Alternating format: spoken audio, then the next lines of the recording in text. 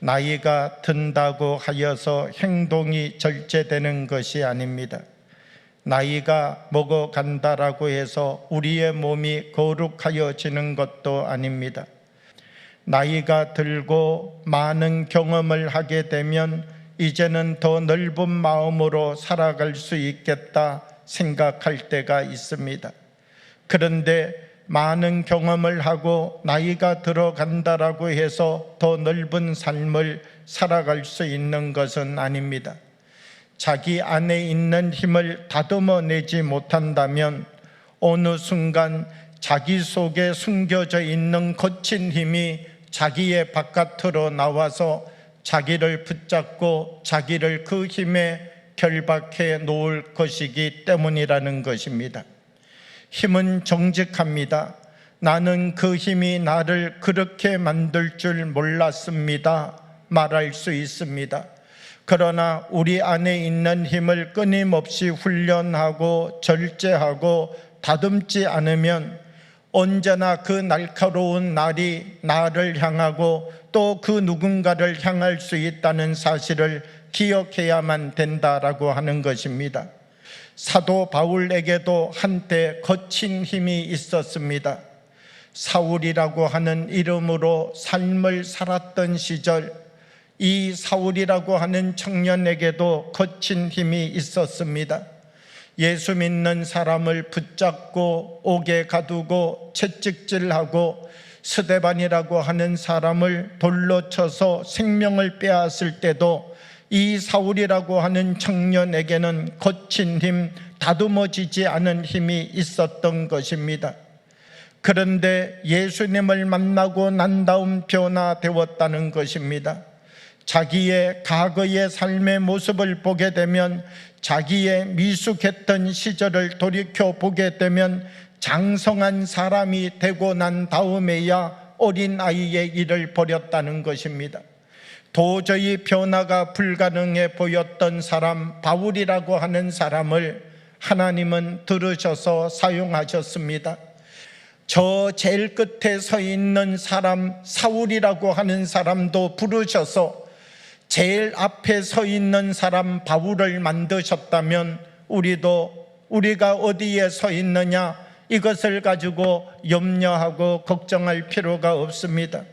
우리가 어디에 서 있다 할지라도, 우리가 어떤 자리에 앉아 있다 할지라도 하나님이 우리를 부르시면, 내가 저 끝에 서 있는 사람이라 할지라도 하나님이 우리를 사용하시면 우리는 언제나 하나님 제일 앞에 서서 쓰임받는 사람이 될 수 있기 때문이라는 것입니다. 그럼 우리는 오늘 이 본문 속에서 바울은 어떻게 하나님 앞에 쓰임받는 사람이 되었습니까? 바울은 가만히 있는데 하나님이 강건적으로 바울을 사용하였습니까? 맞습니다. 하나님께서 바울은 가만히 있는데 바울을 찾아오셔서 바울을 강건적으로 사용하였습니다. 그런데 중요한 것은 무엇이냐라고 하면, 바울이 하나님 앞에 붙잡히고 난 다음에도, 바울이 하나님의 손에 강건하게 붙잡힌 다음에도 똑같이 수동적인 사람이었느냐? 그렇지 않다는 것입니다. 바울을 보게 되면 하나님이 강건하여 붙잡았지만 하나님이 쓰실 수밖에 없는 사람으로 변화되어 갔던 모습을 볼 수 있다는 것입니다. 그럼 하나님이 쓰시면 우리는 모두 다 큰 그릇이 될 수 있습니까? 그렇지 않습니다. 하나님이 쓰셔도 점점 흥하는 사람도 있고 점점 쇠하여 가는 사람도 있습니다. 그런데 바울을 보면 어떻습니까? 바울은 하나님이 도저히 쓸 수 없는 사람을 강건적으로 붙잡았지만 그는 하나님 안에서 점점 흥하여 가는 사람이었다는 것이죠. 하나님이 우리도 강건적으로 붙잡을 수 있습니다.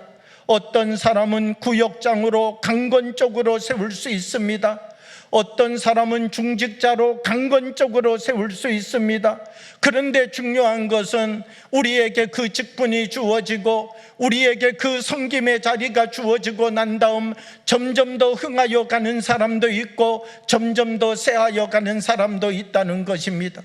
하나님이 나를 강권적으로 붙잡았지만 나를 다듬지 않고 사용하는 사람, 나의 거친 힘을 나의 몸속에 감추고 살아가는 사람들은 점점 더 그 삶의 길이 쇠하여 갈 수밖에 없다는 것입니다. 나는 죄인 중에 죄인의 개수입니다. 내 안에는 가시가 있습니다. 그러나 하나님이 나를 붙잡아 주신 은혜 앞에서 끊임없이 자기를 쳐서 자기 안에 있는 거친 힘을 빼내고 자기 안에 있는 다듬어지지 않은 힘을 버려내고 예수 그리스도의 십자가를 바라보고 오직 내 안에서 그리스도의 흔적을 만들고 오직 내 안에서 그리스도의 능력이 나타나기를 기도했던 이 작은 사람 바울을 통하여서 온 세계가 하나님의 복음 앞에 무릎 꿇게 하는 역사를 이뤄내는 사람이 되게 되었다는 것입니다. 오늘 고린도전서 9장의 말씀을 보게 되면 이 고린도전서 9장을 전후하여서 사도 바울이 어떻게 변화되었는지를 우리에게 말씀해 주고 있습니다. 사도 바울이라고 하는 사람은 어떤 원칙을 가지고 살아가는 사람이 되게 되었는가? 다른 사람의 믿음과 신앙을 위하여서 나의 자유를 다 사용하지 않는 원칙을 가지고 삶을 살아가는 사람이 되었다는 것입니다.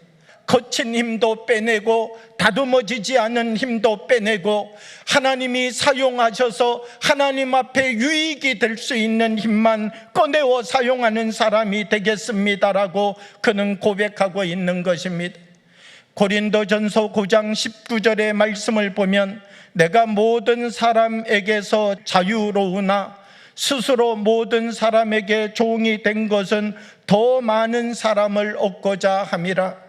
스스로 모든 사람의 종이 되어 삶을 살아갈 수 있는 그 다듬어진 힘을 예수 그리스도께로부터 오는 그 성숙한 힘을 보여주는 삶을 살아가는 사람이 되겠노라고 이야기하고 있다는 것입니다. 얼마나 멋있는 사람입니까? 얼마든지 강건적인 하나님의 힘의 역사 앞에 서서 하나님이 강건적인 힘으로만 바울을 붙잡았던 것이 아니라 바울은 그 힘에 붙잡혀서 끊임없이 변화되고 끊임없이 성장하여 가면서 하나님이 쓰실 수밖에 없는 사람으로 변화되어 가고 있는 모습을 보여주고 있다는 것이죠. 우리도 이런 믿음의 사람이 되어야 된다는 것입니다. 우리 한 사람 한 사람 속에 바로 하나님이 주시는 힘을 가지고서 내 안에 더 큰 하나님의 역사를 이루어 갈 수 있는 힘을 만들어가는 그리스도의 사람들이 되어야 된다는 것입니다. 자기 자신이 중요하게 여겼던 것을 위하여 살았던 삶에서 예수님이 중요하게 여기는 것을 위하여 살아가는 삶으로 자기의 삶을 바꾸었다는 것입니다. 자기의 다듬어지지 않은 힘을 내려놓고 하나님께서 주시는 십자가의 표대를 바라보고 이제는 주님이 중요하게 여기시는 그 일에 나도 눈을 맞추고 주님이 중요하게 여기시는 그 일에 나의 삶을 온전히 바치는 사람이 되겠습니다. 그는 고백하고 주님의 손을 붙잡고 주님과 함께 서는 사람이 되었다는 것입니다. 믿음의 삶이라고 하는 것은 무엇입니까? 본질을 잃어버리지 않는 것입니다. 우리가 그리스도인으로 하나님의 사람이 된다는 것은 무엇을 말합니까? 나는 이제 하나님이 중요하게 여기시는 일을 나도 그렇게 중요하게 여기고 실천해 가는 사람이 되기를 원합니다. 이것이 바로 그리스도인의 삶의 시작인 것이죠. 하나님의 말씀 안에서 다듬어진 힘을 사용할 줄 아는 사람이 되어야 된다는 것이죠. 고린도전서 9장 27절의 말씀을 보면 내가 내 몸을 쳐 복종하게 함은 내가 남에게 전파한 후에 자신이 도리어 버림을 당할까 두려워함이로다 말씀합니다. 여기에서 내 몸을 친다라고 하는 것을 우리가 원어를 통하여서 해석해 보면 그래요. 눈밑을 친다 이렇게 해석할 수 있습니다. 원어는요 급소를 치는 거예요. 이 사람의 얼굴에 눈밑에 급소가 있는데 그 급소를 쳐서 자기를 복종시킨다는 거예요. 여러분 자기를 쳐서 자기를 넘어뜨릴 수 있도록 쳐야 된다는 거예요. 우리들 한 사람 한 사람이 하나님의 말씀 안에서 거칠고 다듬어지지 않은 힘을 이제는 다 내려놓고 어린아이의 일을 내려놓고 성숙한 사람이 되어야 된다는 것입니다. 사랑하는 여러분, 우리 한 사람 한 사람이 내게 있는 이 힘을 다듬어 쓰는 예수 그리스도의 기쁨이 되고 유익이 될 수 있는 힘으로 사용하여 가는, 내 안에 숨겨져 있는, 내 안에 포장되어져 있는, 내 안에서 다 죽은 것 같지만 아직도 거칠게 나를 다루고 있는 이 모든 힘들을 예수 그리스도의 힘으로 다듬어 갈 수 있는 하나님의 은혜가 우리들에게 옷 입혀지기를 원합니다.